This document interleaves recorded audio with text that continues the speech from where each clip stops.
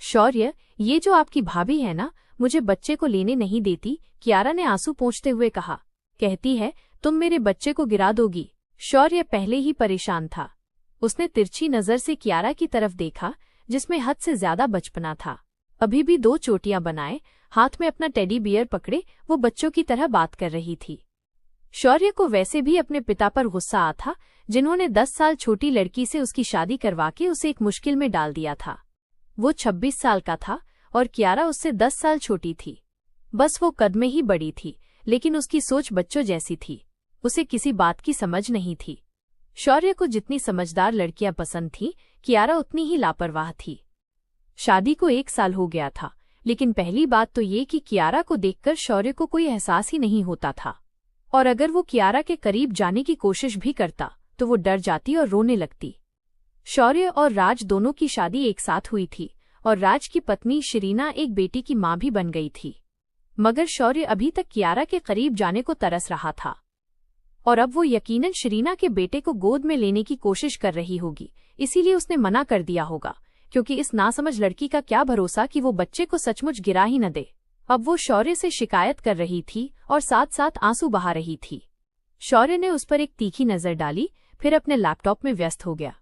वो कहने लगी, शौर्य मुझे अपना बच्चा चाहिए, मुझे बच्चा लाकर दो। कियारा की अगली फरमाइश सुनकर वो हैरान होकर आंखें फाड़े उसे देखने लगा। शौर्य ने कहा, कियारा, बच्चे दुकानों पर नहीं मिलते, समझी? बच्चा लाकर दूं तुम्हें। हटो पीछे, मुझे काम करने दो। कियारा ने शौर्य का रूखा अंदाज सुनकर भी परवाह नहीं की। शौर्य, मुझे नहीं पता, मुझे अपना बच्चा चाहिए तो बस चाहिए। मेरे साथ अस्पताल चलो, शरीना भाभी भी वहीं से बच्चा लाई हैं, मुझे भी लाके दो। शौर्य ने लैपटॉप बंद किया। अब उस बेवकूफ लड़की को कैसे समझाता कि अस्पताल में बच्चे बिकते नहीं हैं। उसने पूछा, बच्चा चाहिए तुम्हें? शौर्य ने उसके खूबसूरत चेहरे की तरफ ध्यान से देखते हुए पूछा। हाँ चाहिए, बल्कि 2 चाहिए। फिर मैं भी शरीना भाभी को अपना बच्चा नहीं दूंगी, वो चिढ़कर बोली। शौर्य उसकी नासमझी पर मुस्कुरा कर रह गया। 2 बच्चे चाहिए मेरी बुलबुल को, बड़ी चाहत दिखाते हुए उसने कहा था। हाँ 2, उसने 2 उंगलियां दिखाते हुए कहा। पता है, बच्चा लेने के लिए बहुत कुछ सहना पड़ता है, इतनी आसानी से बच्चे नहीं मिलते। सह लोगी तुम? शौर्य ने धीरे से उसके कान के पास आकर प्यार भरे अंदाज में पूछा। हाँ, मैं सब कुछ कर लूंगी, बस मुझे बच्चा चाहिए तो चाहिए। शौर्य ने कहा, चिल्लाओगी तो नहीं? वो कहने लगी, मैं क्यों चिल्लाऊंगी? कियारा, अभी शोर शराबा तो नहीं मचाओगी? वो कहने लगी, नहीं, मैं खुश हो जाऊंगी, मेरे पास अपने बच्चे होंगे। कियारा की आंखों में एक छोटे से मासूम का सपना था। देखो, दर्द होता है, बस थोड़ा सा दर्द और फिर पक्का तुम्हें अपना बच्चा मिल जाएगा। शौर्य की बात पर वो खुश हो गई थी। ठीक है, मैं आंखें बंद करके सह लूंगी। जब कियारा को बच्चे के लिए इतना बेचैन देखा तो शौर्य ने मन ही मन भगवान का शुक्रिया अदा किया। उसने कहा, अच्छा आओ मेरे साथ, आज मैं तुम्हें बच्चा जरूर दूंगा। अपना लैपटॉप वो एक तरफ रख चुका था। उस रात का तो उसे कब से इंतजार था। वो उसे अलमारी के पास ले गया। उसने कियारा को एक नया नाइट गाउन निकाल कर दिया और कहा, जाओ इसे पहन कर आओ। फिर उसके हाथ से टेडी बियर लेकर एक तरफ रख दिया। कियारा ने नाइट गाउन को देखा और मासूमियत से पूछा, क्या इसे पहनने से बच्चा मिल जाता है? शौर्य उसके बेतुके सवालों से परेशान हो चुका था। उसने कहा, बच्चा चाहिए? कियारा बोली, हाँ। तो फिर वो करो जो मैं कह रहा हूँ, बिना कोई सवाल जवाब किए। वो बाथरूम में चली गई। कुछ देर बाद जब वो कमरे में आई तो शौर्य उसे देखता ही रह गया। लग ही नहीं रहा था कि ये वही नासमझ लड़की है। वो नाइट गाउन में इतनी खूबसूरत लग रही थी कि शौर्य की भावनाएं प्रबल हो उठीं, मगर कियारा घबरा रही थी। उसने अपने हाथ से नाइट गाउन का गला पकड़ा हुआ था। शौर्य उसके पास आया, फिर उसकी दोनों चोटियां खोल दीं। उसके लंबे घने बाल देखकर उसका मन मचल उठा था। कियारा अभी भी अपने हाथ से गला पकड़े हुए थी। शौर्य ने उसका हाथ अपने हाथ से हटाया, मगर कियारा की घबराहट देखकर वो कुछ डर गया था, कहीं वो फिर से मना न कर दे या रोना शुरू न कर दे। इसीलिए अगले ही पल उसने उसे अपने सीने से लगा लिया। तड़पते दिल को जैसे सुकून मिल गया था। फिर वो कियारा में खोने लगा। बेकाबू होकर उसने उसके होठों को अपने काबू में ले लिया, मगर कियारा की तो जान पर बनाई थी। उसके पेट में दर्द होने लगा था। वो एकदम से पीछे हटी। शौर्य को फिर से उसकी इस हरकत पर गुस्सा आया। कियारा बोली, शौर्य, मेरे पेट में दर्द हो रहा है। शरीना भाभी को भी ऐसे ही हुआ होगा, मुझे भी अस्पताल ले जाओ। बच्चा आने वाला है। शौर्य को गुस्सा आया। उसने उसका हाथ पकड़कर उसे बिस्तर पर धकेल दिया। सिर्फ किस करने से बच्चा नहीं आ जाता, समझी? बहुत कुछ सहना पड़ता है, तब जाकर एक मासूम छोटा सा बच्चा हाथ में आता है। बच्चा चाहिए ना तुम्हें? कियारा का रंग उड़ गया था। शौर्य ने अपनी शर्ट उतार दी थी। 1 साल से वो इस लड़की का बचपना सह रहा था, मगर आज वो अपनी भावनाओं में बह जाना चाहता था। इससे पहले कि वो उठकर बैठती, शौर्य उसके ऊपर लेट गया। उसने कियारा की उंगलियों में अपनी उंगलियां फंसाईं और जैसे ही वो कियारा में समाने लगा, कियारा की दिल दहला देने वाली चीख निकल गई। मगर शौर्य ने उसके होठों को काबू में करके उसकी चीखों का गला घोंट दिया। पर उसे ये नहीं पता था कि वो पागल लड़की कियारा के पिता के दोस्त की बेटी थी। वो इकलौती थी और शुरू से ही बहुत भोली और लापरवाह थी। कियारा को बच्चों से बहुत प्यार था। गली में छोटे बच्चों को खेलते देखती तो उन्हें पकड़ पकड़कर अपने घर ले आती और उनके साथ खेलने लगती।